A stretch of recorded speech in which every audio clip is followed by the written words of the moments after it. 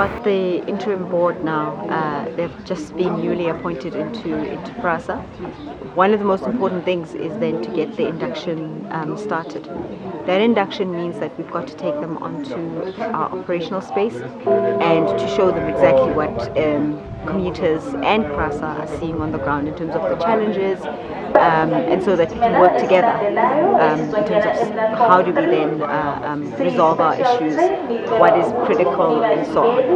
So this is basically a fact-finding mission for the board. It's about a month now that we've been appointed. We've just seen paper and had reports from management. So this, other than the fact that on any board or in any structure, when you start, you must have an induction so that you know who is where, so that you can start getting in touch with the people.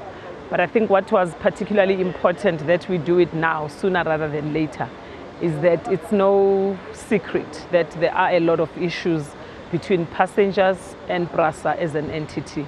So this was our opportunity to go out and experience what passengers experience on an everyday basis. We do joint operations with the police and our security, but usually they get released. And tomorrow you find the same people. So it's like we're recycling a problem, you know. The consequences, the courts, when it comes to fare evasion, they are not as strict as they should be. Last time we had a stop and check. Only about 5% of people in the train that was full, and the train takes about 1,800 people, had tickets. Now, you say to police, lock them up. They don't even have capacity to actually lock up. We estimate that our fare evasion is around 40 to 50%. Our financial loss, we actually estimated at around 175 million rands per annum. We are unfortunately going to have to revert to the old way of working, where we are bringing in static security to also patrol the platform ends. But there's usually a commuter and community backlash. They get stoned at, you know, they get shot at, because some of these people who are rogue elements in the system, they are criminals, they are armed. It's been a while, we've been talking, you know, management keeps on changing. You talk to this one, they're waiting for government to subsidy and so on and so on. So I've been told that there are no spare parts for these trains currently, you know. And it is a challenge because people are arriving at work every day. They are late. I wouldn't say they are problems that have been addressed. It's been going on for a while. They are, you know, there are actually commuters who always ask me, "You've been involved since 1996. What are you guys talking with management behind closed doors?" Because there's no results, you know, there's no good results. So it's not, is it really worth sitting with management behind closed doors? You know, are they, you know, are they bribing you or something? You know, they've given you something. Interacting with the passengers also just demonstrates to us the importance of engaging with key stakeholders. You know, you saw that many people were sitting, at least every third or fourth person hasn't paid for their ticket. So the revenue issues that the executive has been telling us about are starting to become real. So we can't say you're just sitting here not collecting revenue. We see what the reality are.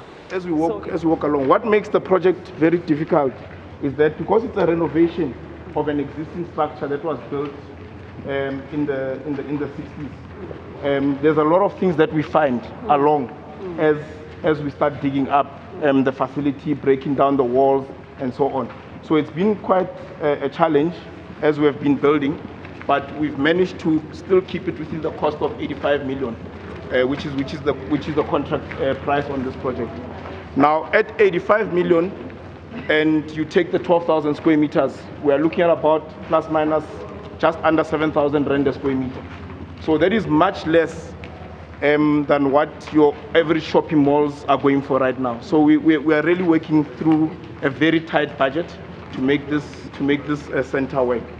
We've got 16 ticket booths that will accommodate the bus operators, and then in each booth it's lockable because of the cash management system, and each booth will have its own safe, and it will have its own cash management system. And then behind me here, it's going to be your information center, So anybody that wants to know where departures, where arrivals, and all that, this is going to be the central information center. The other 8 ticketing booths are on this end, so that you also don't have everybody in one area. If you come to Park Station during Easter or Christmas, it gets very congested. So we have tried to separate the traffic flow so that there's enough traffic flow. Now, earlier on, the CEO referred to the Shosholoza Mail. We've got Shosholoza Mail upstairs here. So we have cut through the slab of Shosholoza Mail. The 2 escalators and the lift will be coming through here, and that's where you're going to be connecting Park Station from this end. So you'll see when you go upstairs, SPA will be on the right-hand side, and then you've got Metro Rail on the left-hand side.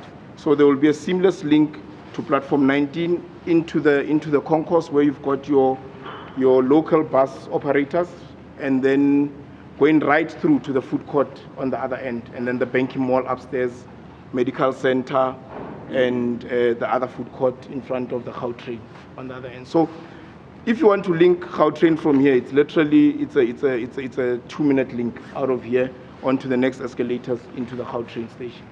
And as you would have seen on the tour, not only did we mix with passengers, but we also got to see a bit of a train operation. Some stations, I think important for us was also the signaling, so that we see the control room, where does it happen, who controls what, and I think we can start appreciating the challenges that go into running a passenger rail service on an everyday basis.